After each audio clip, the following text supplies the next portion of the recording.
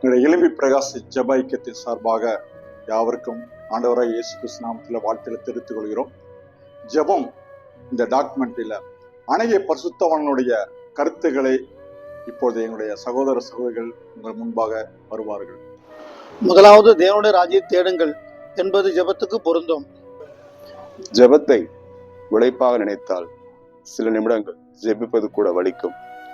உறவாக நினைத்து பாருங்கள், விடிய விடிய ஜெபித்தாலும் இனிக்கும். அதிக சத்தமாக ஜெபித்தால் மட்டுமே ஜெபம் கேட்கப்படும் என எண்ணுவது தேவனை காது கேளாதோர் என்று எண்ணுவதற்கு சமம். ஜெபிப்பதில் உங்கள் நோக்கம் தேவனை மகிமைப்படுத்துவது என்பதை உறுதிப்படுத்திக் கொள்ளுங்கள். நீங்கள் ஜெபிக்கும் பொழுது உங்களுக்கும் தேவனுக்கும் உள்ள உறவு பலப்படுகிறது. நம்முடைய சிற்றின்பங்களை நிறைவேற்றுவதற்கு ஜெபம் அல்ல, நம்மை நாமே வெறுப்பதற்கு ஜெபம். ஜெபமுள்ள ஊழியம் ஆத்மபாரம் உள்ள ஊழியனை உருவாக்கும். ஜெபிக்கும் ஊழியன் தன் ஊழியத்திலே தேவனை கிரியை செய்ய வைக்கிறான். தேர்விலே தேர்ச்சி பெற வேண்டும் என்ற ஜெபத்தை விட தேர்வுக்காக நன்றாக படிக்க வேண்டும் என்ற ஜெபமே சிறந்தது. ஜெபத்தின் மூலம் பக்கத்தில் இருப்பவருக்கு உபதேசிப்பதை காட்டிலும் ஊமையா இருப்பதே மேல். தேவனோடு அதிக நேரம் செலவிடுவதே வெற்றி உள்ள ஜெபமும் வெற்றி உள்ள ஊழியமும் ஆகும். தீர்க்குள்ள இதயத்தில் திருத்தங்கள் செய்வதற்கு ஜெபமும் வேதமும் அவசியம்.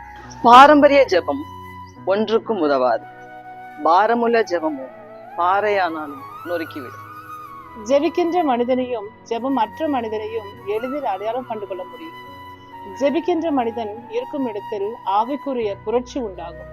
ஜெபம் மற்ற மனிதன் இருக்கும் இடத்தில் ஆவிக்குரிய வறட்சியே நிலவும்.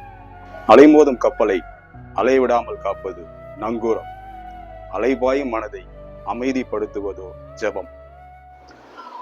அநேக பரிசுத்தவான்களுடைய ஜெபத்தை குறித்தான கருத்துக்களை இப்பொழுதும் பார்த்தோம்.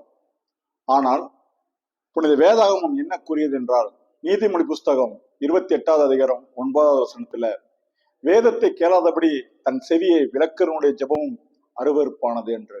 மறுபடியும் அடுத்த காணொளியில் உங்களை சந்திக்கும் வரை கர்த்தருடைய நாமம் மட்டும் உயர்ந்திருப்பதாக. ஆமென். Praise the Lord.